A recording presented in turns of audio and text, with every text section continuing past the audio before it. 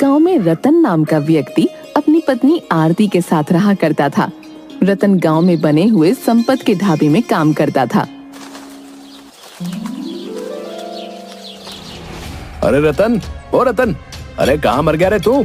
क्या कान में तेल डालकर बैठा है जो तुझे मेरी आवाज ही नहीं सुनाई दे रही? संपत की आवाज सुनकर रतन दौड़ता हुआ आया और बोला, जी मालिक, क्या हुआ? अरे क्या हुआ? अरे ग्राहक कितनी देर से तुझे आवाज लगा रहे, क्या तुझे उनकी आवाज नहीं सुनाई दे रही? मैं ग्राहकों के ऑर्डर पर ही खाना लेने रसोई में गया था मालिक। वो तो मुझे भी दिख रहा है। अरे ना जाने कितनी देर से तू रसोई घर में कान बंद किए हुए खड़ा है। अगर ऐसा ही हाल रहा तो मेरा ढाबा बहुत जल्दी बंद हो जाएगा, बता रहा हूं। ऐसा नहीं होगा मालिक। हाँ हाँ, अब ज्यादा बातें बनाने की जरूरत नहीं है। जा जल्दी काम पर लग जा, चल जा। संपत की बात सुनकर रतन अपने काम में मेहनत से जुट गया। शाम को रतन अपने घर चला गया।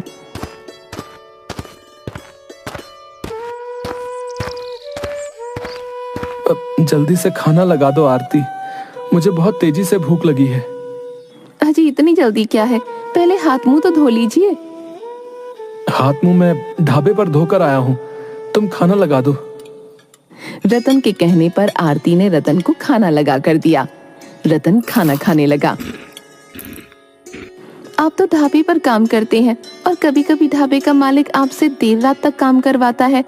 क्या भूख लगने पर वो आपको 2 रोटी नहीं खिला सकता? तुम नहीं जानती आरती, ढाबे का मालिक संपत बहुत ही कंजूस स्वभाव का है। अच्छा सुनो, कल मुझे ढाबे पर जल्दी जाना है। क्यों, कल ऐसा क्या है? संपत जी कल मुझे शहर में किसी काम से भेजने वाले हैं। आखिर वो आपको ही काम से शहर क्यों भेजते हैं? वो खुद क्यों नहीं चले जाते? मैं उनके ढाबे पर काम करता हूँ आरती, इसलिए मुझे उनका कहना मानना ही पड़ेगा। वैसे किस काम से भेज रहे हैं वो आपको? ये तो उन्होंने अभी तक मुझे नहीं बताया। ठीक है, लेकिन आप उस कबाड़ ट्रक में मत जाइएगा। पिछली बार जब आप उस ट्रक से गए थे तो दिन भर मेरा दिल बेचैन रहा था। आरती की बात सुनकर रतन मुस्कुरा दिया। अगले दिन रतन ढाबे पर चला गया।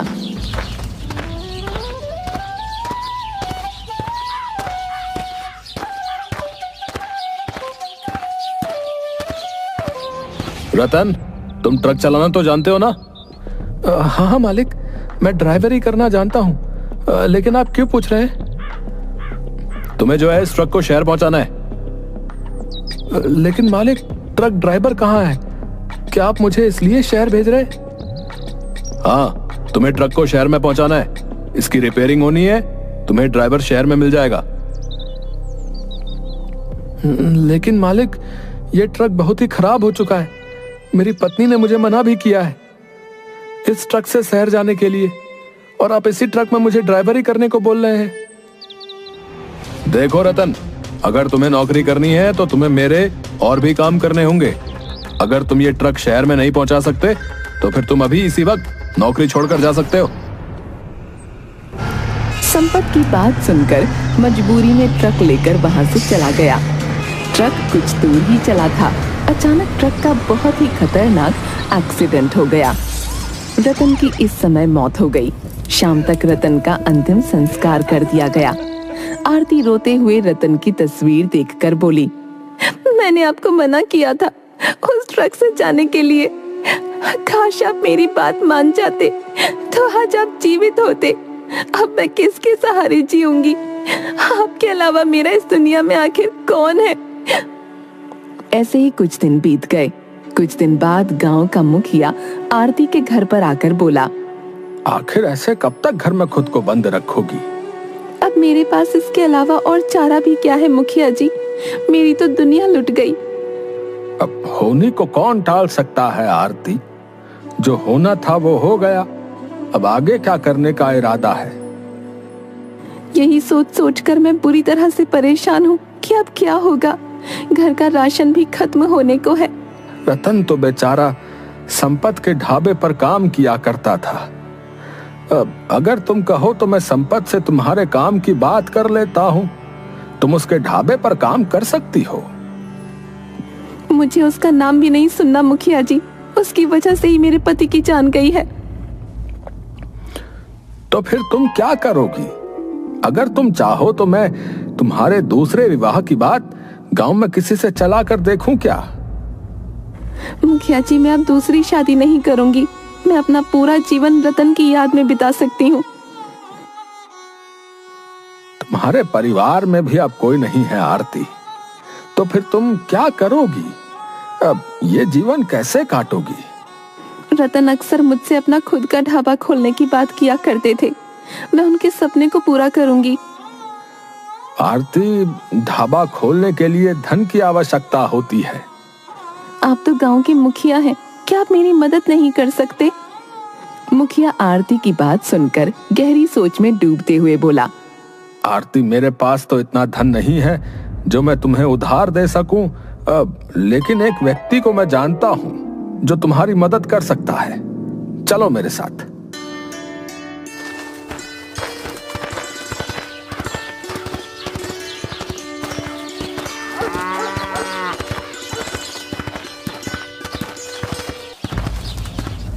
मुखिया आरती को जमींदार की हवेली के अंदर ले आया। आरती मुखिया से बोली, मुखिया जी, ये तो जमींदार की हवेली है। क्या जमींदार मुझे पैसे उधार दे सकता है? जमींदार मेरी बात कभी नहीं टालता आरती। तभी वहां जमींदार आ गया।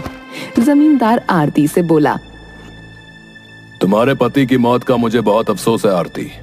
कहो, मैं तुम्हारी क्या मदद कर सकता हूँ? अब आरती अपने पति का सपना साकार करना चाहती है। इसका पति एक ढाबा खोलना चाहता था। समझ गया। और ढाबा खोलने के लिए इसके पास धन नहीं है। देखो, मैं आरती को धन देने के लिए तैयार हूं और मैं उससे कोई ब्याज भी नहीं लूंगा। लेकिन क्या गारंटी है कि आरती जो ढाबा खोलेगी वो ढाबा चलेगा? अगर कुछ नुकसान हो गया तो? आप चिंता मत कीजिए जमींदार साहब, मैं खाना बहुत अच्छा बनाती हूँ। मुझे विश्वास है कि मेरा ढाबा एक दिन जरूर चलेगा। जमींदार ने आरती को ढाबा खोलने के लिए कुछ रुपए पकड़ाते हुए कहा, गांव में मेरी एक जमीन पड़ी हुई है जो कि खाली है। तुम अपना ढाबा चाहो तो वहां खोल सकती हो। मैं आपका ये उपकार जीवन भर नहीं भूलूंगी। आरती मुखिया के साथ वहां से चली गई और ढाबा बनाने में जी जान से जुट गई। कुछ ही दिनों में आरती का ढाबा बनकर तैयार हो गया। अरे वाह आरती, ढाबा तो तुमने वाकई बहुत सुंदर बनाया है और भोजन में भी बहुत अच्छी खुशबू आ रही है। कुछ देर में वहां ग्राहकों की भीड़ लगने लगी। जल्दी से ग्राहकों को भोजन परोसो। मुझे लगता है कि तुम्हारा ढाबा कुछ ही दिनों में संपत्ति से भी आगे निकल जाएगा। आरती ने खुशी खुशी ग्राहकों को खाना परोसा, मगर जैसे ही ग्राहकों ने खाना खाया वो सब उल्टियां करने लगे। एक ग्राहक क्रोधित होते हुए आरती से बोला, अरे आखिर तुमने खाने में क्या मिलाया है? मैंने तो कुछ भी नहीं मिलाया। झूठ बोलती हो। हमें इतना बेकार खाना खिलाकर बीमार करना चाहती हो? हम तुम्हारे ढाबे की बुराई सारे गांव में करेंगे। हाँ। सारे ग्राहक वहां से क्रोधित होकर चले गए और पूरे गांव में उन्होंने आरती को बदनाम कर दिया। आरती का ढाबा चलने से पहले ही बंद हो गया। आरती अपने घर में बैठी हुई आंसू बहा रही थी कि तभी जमींदार वहां आ गया। आरती, मुझे मेरे पैसे वापस चाहिए। लेकिन जमींदार साहब, आप तो जानते हैं ढाबा चलने से पहले ही बंद हो गया। आप मुझे कुछ समय दे दीजिए, मैं आपकी पाई पाई चुका दूंगी। नहीं आरती, मैं अब तुम्हें और समय नहीं दे सकता। लेकिन मेरे पास पैसे नहीं है। तो क्या हुआ? तुम्हारा ये हाईवे पर बना हुआ घर तो है। अगर पैसे नहीं है तो ये घर मुझे दे दो। ये कैसी बातें कर रहे हैं आप? अगर आप इस घर को ले लेंगे तो मैं कहाँ रहूंगी? आरती, मैं तुमसे पूछ नहीं रहा, बल्कि मैं तुम्हें बता रहा हूँ। यहाँ से सीधी तरह से निकल जाओ या फिर सोच लो। अगर तुम्हें अपमानित होकर ही निकलना है तो फिर तुम्हारी मर्जी। आरती रोती और गिड़गिड़ाती रही, मगर जमींदार का दिल नहीं पसीजा। आरती भूखी प्यासी अपने गांव से थोड़ी दूर हाईवे के पास पेड़ के नीचे बैठ गई। जहाँ उसका पति अक्सर उसके साथ बैठा करता था। आरती पेड़ की ओर देखकर बोली, तुम भी सोच रहे होगे कि आज मैं अकेली कैसे? तुम्हें पता नहीं, मेरे पति अब इस दुनिया में नहीं है और मेरी मदद करने वाला भी कोई नहीं। तभी आरती ने देखा कि उस पेड़ के ऊपर एक चिड़िया का घोंसला बना हुआ था, जिसमें एक अंडा रखा हुआ था और एक चील उस पर बार बार मंडरा रही थी। मेरा घर तो जमींदार ने मुझसे छीन लिया, मगर मैं इस बेचारी चिड़िया का घोंसला नहीं तोड़ने दूंगी और ना ही इसके अंडे को। आरती ने वहां से एक डंडा उठाया और चील को भगा दिया। अचानक एक चिड़िया आरती के सामने आकर बैठकर एक सुंदर लड़की में परिवर्तित हो गई। कौन हो तुम? मैं पक्षियों की रानी हूँ। तुमने इस अंडे को बचाकर इंसानियत का सबूत दिया है। इसके बदले तुम मुझसे जो चाहो मांग सकती हो। क्या तुम मेरे पति को दोबारा जीवित कर सकती हो? नहीं, इस संसार से जो एक बार चला जाता है फिर वो वापस नहीं आता। लेकिन मैं तुम्हारा वो सपना पूरा कर सकती हूँ जिसे पूरा करने में तुम्हारा घर तुमसे छिन गया। तुम्हें इस बारे में कैसे पता? मैं तो वो भी जानती हूँ आरती, जो तुम नहीं जानती। समय आने पर तुम्हें पता लग जाएगा। इतना कहकर उस सुंदर लड़की ने जैसे ही अपना हाथ आगे बढ़ाया, घोंसले से अंडा अपने आप उड़ता हुआ उस लड़की के हाथ में आ गया।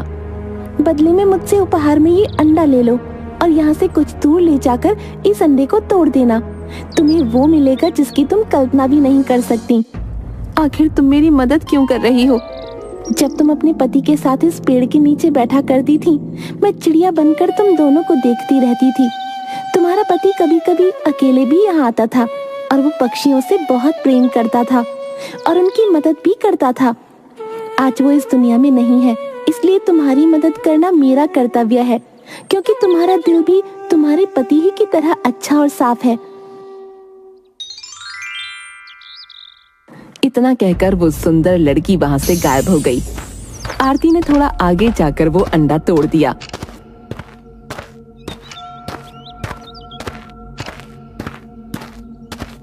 मगर जैसे ही उसने अंडे को तोड़ा, अचानक एक तेज धमाके के साथ वहां पर एक अंडे के आकार का बहुत ही सुंदर ढाबा बन गया। ये तो सच में चमत्कार है। ये तो बहुत ही सुंदर और अंडे के आकार का ढाबा है। आरती उस ढाबे के अंदर चली गई। ढाबे के अंदर बहुत सारा राशन भरा था और भोजन पका हुआ रखा था। वो ढाबा अंदर से आधुनिक सामानों से लैस था।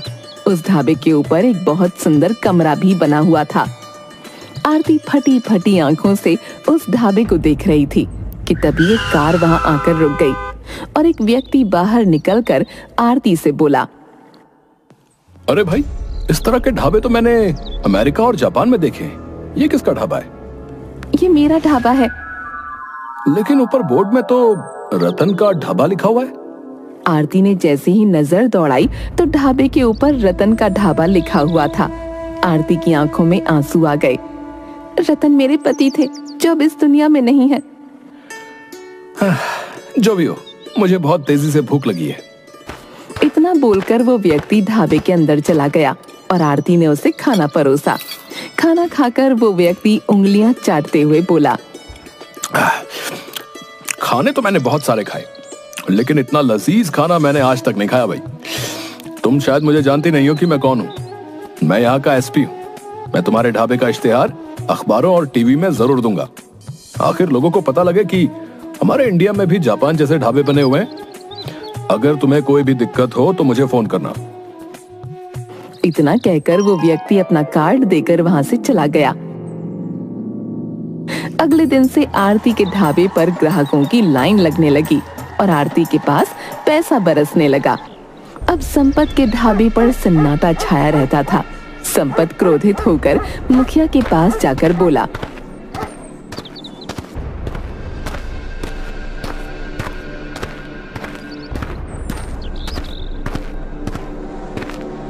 मुखिया जी, आज नौबत यहाँ तक आ गई कि मेरे ढाबे पर कुत्ते लौट रहे हैं। तो इसमें मैं क्या कर सकता हूँ संपत? ज्यादा बातें मत बनाइए मुखिया जी, जल्दी से कुछ कीजिए, नहीं तो मैं तुम्हारी और जमींदार की पोल सारे गांव के सामने खोल दूंगा। मेरे सामने ज्यादा जुबान चलाने की जरूरत नहीं है संपत, बता रहा हूँ। मत भूल कि तू भी फंस जाएगा। तूने जानबूझकर रतन को उस बेकार ट्रक को शहर ले जाने के लिए कहा और उस बेचारे की मौत हो गई। तू पहले से जानता था कि उस ट्रक में ब्रेक नहीं है। हाँ, और ऐसा करने के लिए मुझे किसने कहा था? तुमने मुखिया जी, तुमने। और तो और तुमने मुझसे वादा किया था कि आरती का मकान बेचने के बाद तुम मुझे कुछ हिस्सा दोगे। वो हिस्सा भी अभी तक मेरे पास नहीं आया। दादा बातें मत बना संपत, तू कोई दूध का धुला हुआ नहीं है, समझा? जब से तुझे पता लगा था कि रतन गांव में खुद का ढाबा खोलने की सोच रहा था, तू तभी से उसे अपने रास्ते से हटाने की सोच रहा था। और वैसे भी तू क्या जाने राजनीति क्या होती है रे? अरे सारा का सारा झगड़ा आरती के मकान का ही था, जो हाईवे के पास बना हुआ था। मुझसे भी मेरे दोस्त जमींदार ने ऐसा सब कुछ करने के लिए कहा था। मेरे पास भी अभी मेरा हिस्सा नहीं आया, समझे? तभी वहां पर जमींदार आ गया और उन दोनों से बोला, अरे तुम दोनों एक नंबर के मूर्ख हो। संपत, तुम्हारा ढाबा क्या चलना बंद हुआ? तुम अपनी जात पर उतर आए। जमींदार, आरती के दिन अब बदल चुके हैं, समझे? उसका ढाबा पूरे देश भर में प्रसिद्ध हो चुका है। अगर कहीं आरती अपनी जात पर उतर आई तो कभी सोचा है कि तुम्हारा, मेरा और संपत का क्या होगा? आज रात हम तीनों मिलकर आरती का गेम समाप्त कर देंगे और उसके अंडा ढाबे पर कब्जा भी कर लेंगे, समझे? रात के वक्त वो तीनों हथियारों से लैस होकर आरती के ढाबे के अंदर घुस गए। उन तीनों को देखकर आरती बुरी तरह से चौंक गई। तुम तीनों मेरे ढाबे में क्या कर रहे हो? तेरी वजह से मेरा ढाबा चलना बंद हो गया है। मेरी वजह से? ईश्वर सबको अपने अपने नसीब का देता है। अरे जब मुझे पता लगा था कि तेरा पति ढाबा खोलने की फिराक में है, तब मैंने ही उसे जानबूझकर उस कबाड़ ट्रक में शहर भेजा था और उसके ब्रेक फेल कर दिए थे। सिर्फ इतनी सी बात नहीं है आरती, तुम्हारे हाईवे पर बने हुए मकान पर मेरी बहुत टाइम से नजर थी। तो हम तीनों ने मिलकर एक तीर से दो निशाने लगाए हैं। तुम्हारे पति की मौत हो जाने के बाद मैंने ही मुखिया को तुम्हारे घर पर भेजा था।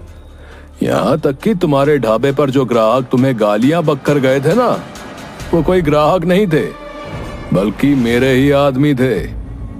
मैं तुम्हारे मकान पर कब्जा करना चाहता था। आरती मुखिया की ओर देखकर बोली, मुखिया जी, आपसे तो मुझे ऐसी उम्मीद नहीं थी। आपकी नजर किस